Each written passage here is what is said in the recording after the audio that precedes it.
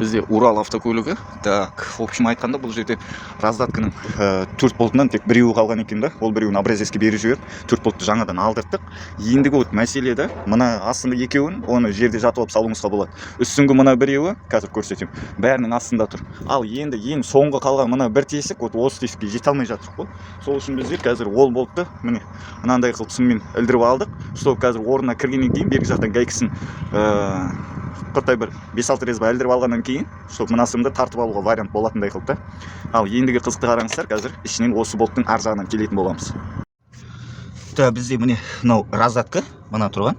Міне так раздатканың енді жаңағы болты міне мына жерде тұр. Былайынан қарасаңыздар қазір. Мына бір жерден. Біз былайынан ана тұрған тесікке жетуіміз керек. А бірақ ол тесікке қол жетпейді. Вот, енді сол үшін соны сумен байлап апарайын деп тұрып қол қазір.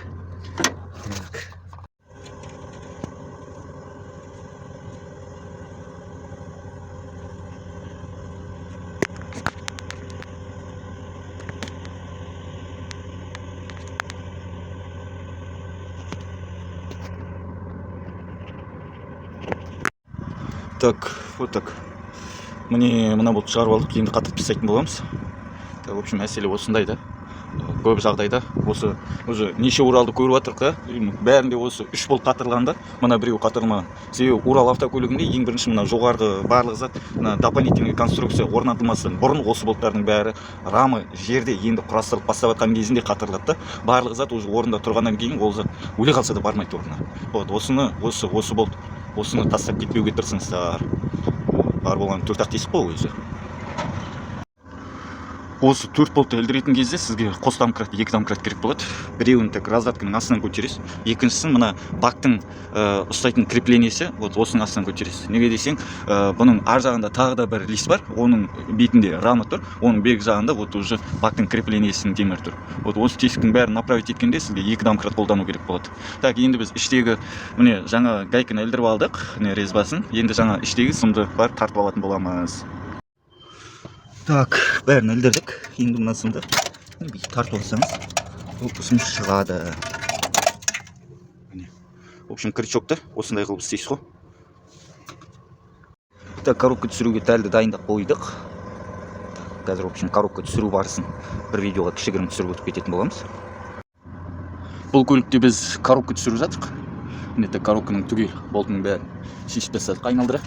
Вот сіздерге дәл осы шешілген заттың бәрін шешу өзіңізге ыңғайлы болады. Сондықтан да ерінбей шешкен дұрыс. Чтобы коробканы түсіріп отырған кезінде бір затқа болмаса бір затқа іліп қалмауы үшін. Мына екі рессордың арасында тұрған реактивный тягын алып тастаймыз. И сосын мына алдын кардан шешіледі. Урал автокөлігінде мына ПГУ дейтін система бар. ПГУ дейтін ол жүк көлігінің көбісінде почти айтқанда 75-80%-інде кездеседі ғой. Бұл жерде ПГУ бізде воздух плюс жидкостьпен жұмыс жасайды. Сіз сцепленияны басқан кезде жидкость келеді де воздухтың каналын ашады, содан сіздің сцепленияңыз басылады. Бұны силикон бүтіндей шешіп аласыз, бір шетке ығыстырып қоясыз. Так, коробканың екінші жағында раздатканы қосатын қос рычаг орналасқан. Так, оны да шешіп тастайсыз түбімен бірге. Оның екі рычагы мында жатыр. Ол екеуінде бүтіндей басын бас жағына, аяғын аяқ жағына қаратып қоясыз, чтобы салған кезде өзіңізге қиын болмауы үшін. И сосын коробканың артқы жағында траверске қатырылып тұрған мынандай 4-17-лік болт бар. Вот, оның үстіңгі жағында мынандай зат міне бекітіліп тұрады. Вот.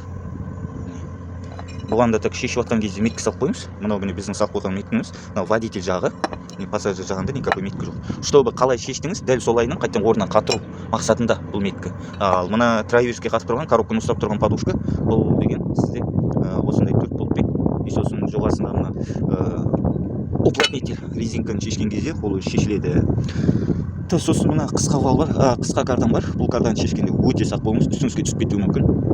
Сондықтан бұл кардан шешіп жатқанда мына бел ортасын жіппен байлап, карта, содан кейін барып екі жағындағы 4-4-тен 8 болтын шешіп тастайсыз. Содан кейін монтировкамен, әлде болмаса монтажкамен мынаның арасынан ашып жібересіз бүйтіп. Сол кезінде кардан сразу жерге түсіп кетеді. Жаңа ортасын байлап қойған жеріңіз, соны сіздің үстіңізге түсіп кетпеу мақсатында бұл.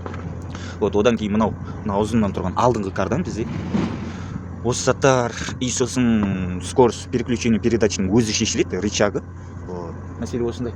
Осы заттарды шешіп алу керек болады. Да, біз в общем қазір передний карданның редуктордан шыққан жағы осының креставинасын ауыстырайын деп жатырмық. Полный бір тазалап аласыз. И сосын 12-лік, и сосын шетінде заклепкалер тұр, соның бәрін ашып шығасыз. Содан кейін крестовин босатуға кірісесіз. Қазір жұмыс барысында көрсететін боламыз тағы да. Так, бізде міне караның алдыңғы вилкасіне, в общем, мынандай труба кигізіп, бұл труба арнайы коробка түсіруге арналған. Вот. Не, в общем, полотенцені алып, коробканы 2 рет байлап, и сосын полотенценің үш жағын тағы да бір байлап, и сонымен вот жай түсіріп шығарып аласыз. Так, мына жерде сосын коробканың үстің жағында трайверс тұрады. Трайверсі міндетті түрде шешіп тастамасаңыз, онда мен сияқты қорланасыз.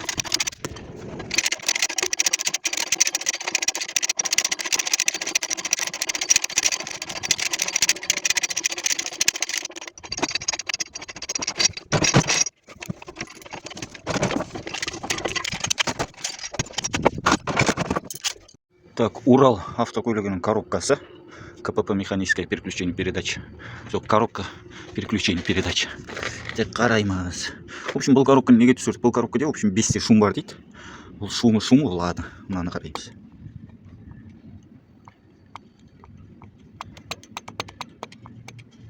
Мынаның астындағы шайбыны қараймыз. Мына гайка қысып тұру керек еді ғой. Шайбы бос жатыр. Мәселе сондай. В общем, осылай әңгіме. Мынау міне корзинасы. Выжимной,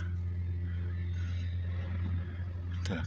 И еще осы коробканы қайтадан орнына кигізетін кезде, мына крышканы астында крышка бар, оны, в общем, шешіп тастау керек болады. Да, бізде, в общем, крестовин ауысты. Мынау так өзінен шыққан крестовиндер уже ішіне су кірген.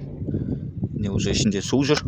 Да, мына үшеуінің ішіне май бітіп қалған. Да, в общем, айтқанда судан ызғар жерден как-то өткен кезде, әлде болмаса жол жоқ жерден өткен кезде, в общем, бұл крестовиннің главный мына уплотнитель ғой мынау. Былайынша айтқанда, сальник түсінікті тілмен айтқанда. Осыдан ызғар уже ішіне өткен кезде, уже мына крестовиннің ішіндегі майлар уже қызмет жасамайды, потому что майға қарағанда су кішкене темірге жақындау. Вот. Сол үшін бұның крестовині кетіп қалған еді. Так, міне қазір новый крестовинді салдық. Енді бұл роликті түсіріп отырған тағы да бір себебім бар ғой. Крестовиннің, в общем, 2 түрі бар. Мынандай егер болтпен қатып тұрған, мынандай еще тағы да үстінде темірі болатын болса, міне, онда уже сіздің алатын крестовиніңіздің басы міне мынандай болады. Міне. Так. И сосын тағы да бір крестовин бар. Ода уже мынандай болттары, мынандай уплотнитель ештемесі жоқ. Так, ол так келеді де, ол бізде Ол бізде міне мынандай, и еще қасында стопоры болады. Вот, бұл бая көз көріп жүрген зат қой. Бірақ бір но деген жер бар да. Газельде вот сіз крестовин ауыстырған кезде осындай стопоры болса, осыны міне мына стаканның астыңғы жағынан киіп жүрсіз ғой. Ал бұл жердегі қызық, мына стаканның үстіңгі жағынан киіледі стопордың бәрі. Вот, осы естеріңізде болсын. Да. В общем, мәселе солай. Кімде-кімге пайдасы тиіп жатса, лайк басып, каналға подписка жасай кетсеңіз, нұр үстіне нұр болар.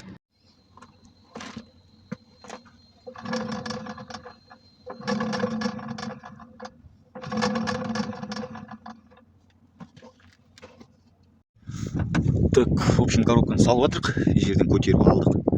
Так, в общем, осылай. Выжимной, сосын вилканың ар жағындағы диагосын көтеріп қоясыздар.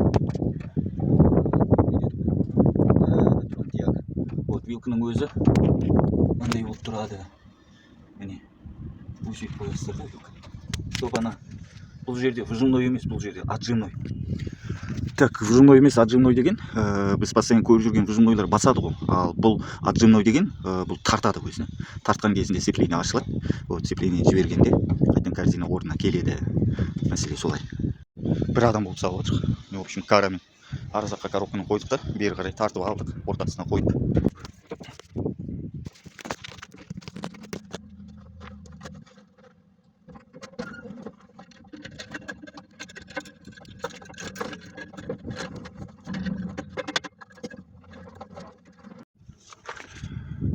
Механика коробканы бір өзің қиналып отырсың ғой кейде. Ақыл сұрайтын, кеңес сұрайтын, қасында бір полноценный саған сай адам болмаған кезде. Сөйтіп тұрып сылқ деп орнына кіріп кетеді ғой. Төсектегі жатқандай рахатты осы жерден аласың ғой. Механика айдайтын жігіттер жақсы біледі, коробканы алып салып жүрген жігіттер. өмірдің рахатын сезінесің ғой кәдімгі направляющий орнына сылқ деп кірген кезде.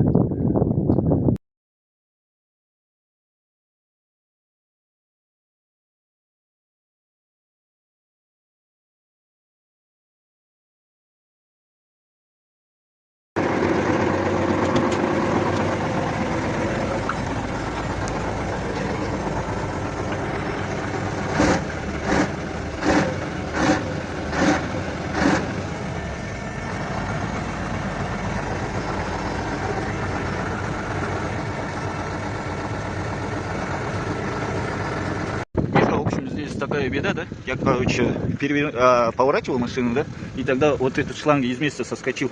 Как-то он, в общем, вот этот, из заводского вот это отверстие ушел. Он, в общем. Это масло от бура. В общем, шлангу снял. Вот, в общем. Шлангу, вот оно. Эта сторона. И потом